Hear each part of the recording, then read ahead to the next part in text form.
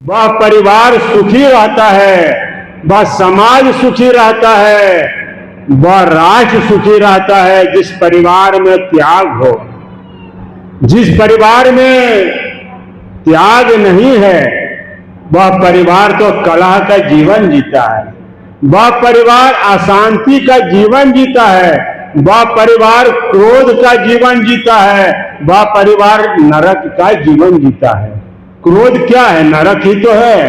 अहंकार क्या है? नरक ही तो है। जिस जीवन में त्याग नहीं है, जिस जीवन में विनम्रता नहीं है, जिस जीवन में शालीनता नहीं है, जहां शिष्टाचार पूर्वक बातें नहीं होती है, जहां भाई भाई में प्रेम नहीं है, जहां पिता पुत्र में प्रेम नहीं है, प्रेम आग कैसे सकता है? प्रेम कोई वस्तु थोड़े है कि खरीद करके हम बाजार से ले आवे। अगर हमारे घर में आटा कम गया, चावल कम गया, दूध दही कम गया तो हम बाजार से जाते हैं, खरीद करके ले आते हैं। ऐसा तो नहीं है कि प्रेम कहीं खरीदा जा सकता है।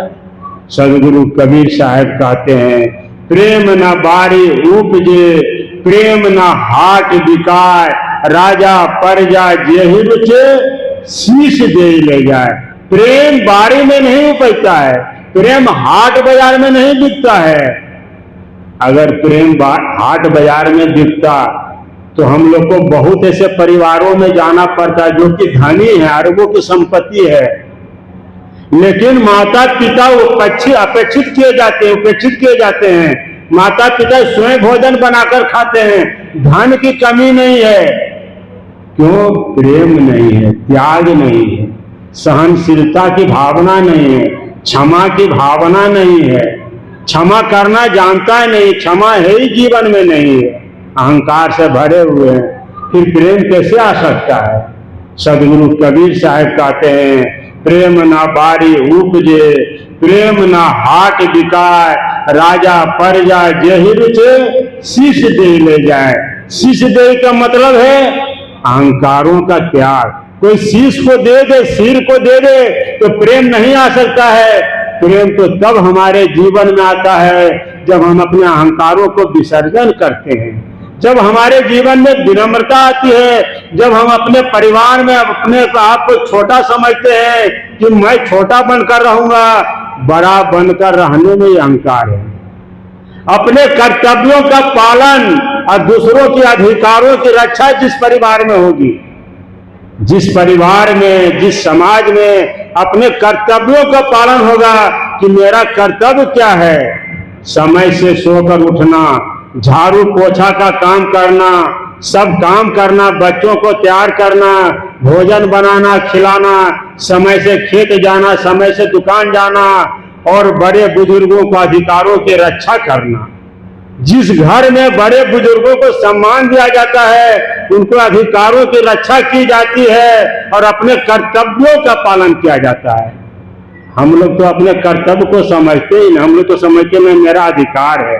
अगर धन है तो ज्यादा धन पर मेरा अधिकार है, जमीन है तो ज्यादा जमीन पर मेरा अधिकार है, वस्तु है तो ज्यादा वस्तु पर मेरा अधिकार है, रुपया है तो ज्यादा रुपया पर मेरा अधिकार है।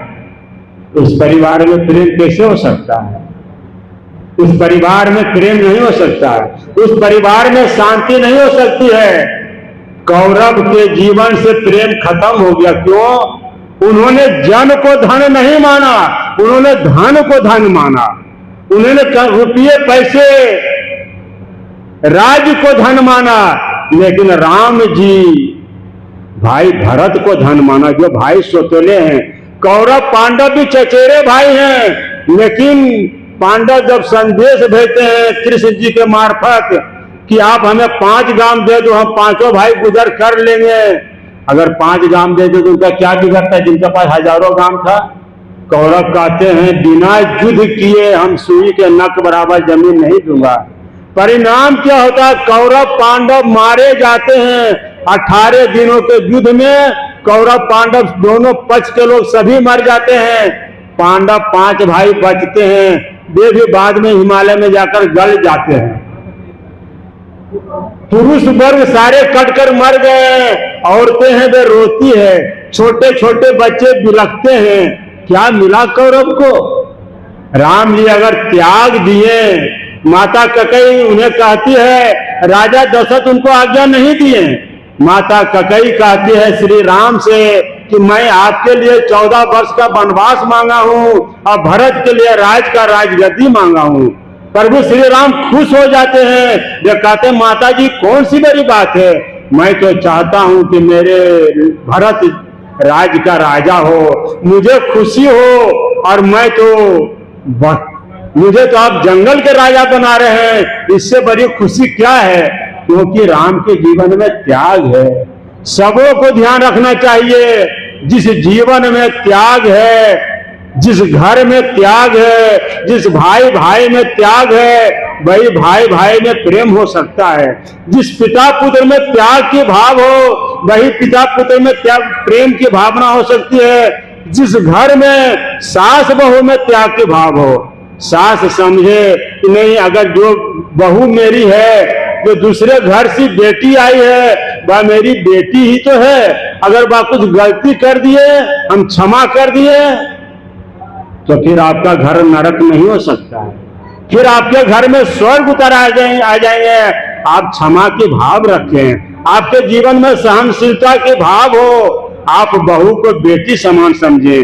बहू को भी चाहिए कि जो सास है वह मेरी माँ के समान है, उनकी त्रुटियों पर उन्हें डांटे नहीं, उन्हें कोसे नहीं, उन्हें प्रेम दें, उन्हें प्यार दें, उन्हें माँ के जैसा समझें। आप ऐसा करके देखें, फिर आपके घर में शांति व प्रेम फिर आपके कदम चूमेगी। लेकिन ऐसा हम लोग कहाँ करते हैं? हम लोग अपने कर्तव्यों को पालन ही नहीं करते हैं, ना दूसरों के अधिकारों की रक्षा करते हैं। हमारा कर्तव्य क्या है, वह कर्तव्य को समझते ही नहीं। हमारा अधिकार क्या है, हम अपने अधिकारों को नहीं समझते हैं। हम दूसरों के अधिकारों की रक्षा करें और अपने कर्तव्यों का पालन करें। जब ऐसा करेंगे तो हमारा घर में स्वर्ग उतर आएगा। जीवन में सुख तब आ सकता है जब हमारे जीवन में सहनशीलता हो, क्षमा की भाव हो। एक परिवार के लोग थे जहां सैकड़ों परिवार थे, और सैकड़ों परिवार का भोजन एक साथ बनता था और एक ही साथ बैठकर सभी लोग भोजन करते थे। अब एक पत्रकार को मालूम हुआ कि आज के युग में 5 परिवार का एक साथ भोजन नहीं बनता है, 10 परिवार का एक साथ भोजन नहीं बनता है, 10 परिवार एक साथ बैठकर भोजन नहीं करता है, और सैकड़ों परिवार रह रहे हैं, एक साथ भोजन बनता है, एक साथ सभी बैठकर भोजन करते हैं। पत्रकार उसके घर में चले जाते हैं, उस घर के जो मुखिया हैं, बुजुर्ग हैं, उस बुजुर्ग से मिलते हैं, बोलते हैं बाबा आपके बारे में मैंने सुना, आपके घर के बारे में कि आपके यहाँ सैकड़ों परिवार हैं और सैकड़ों परिवार का भोजन एक जगह बनता है और सभी एक साथ बैठकर भोजन करते हैं।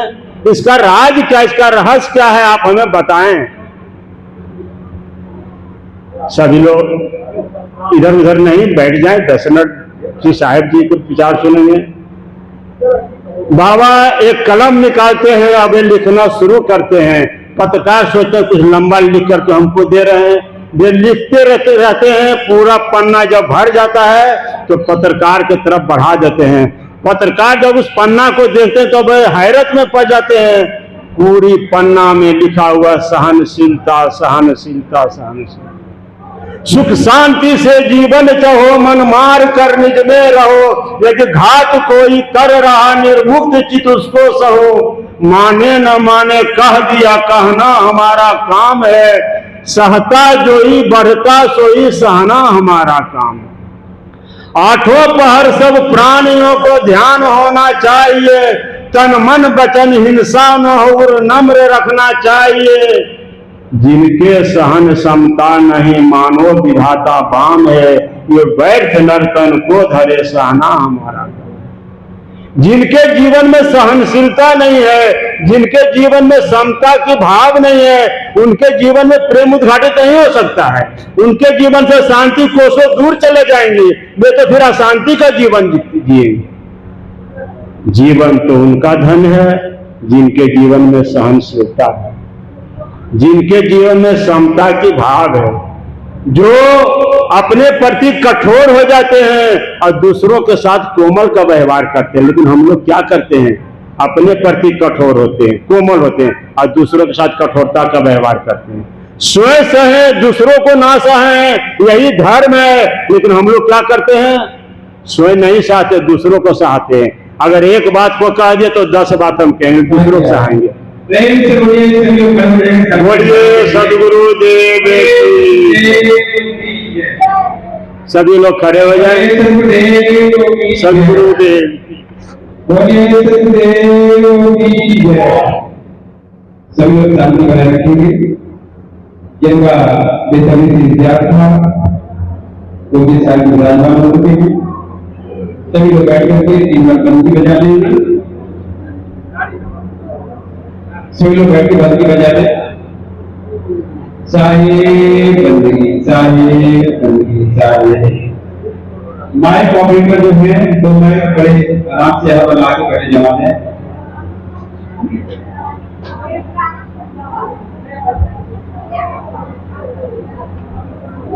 सज्जनों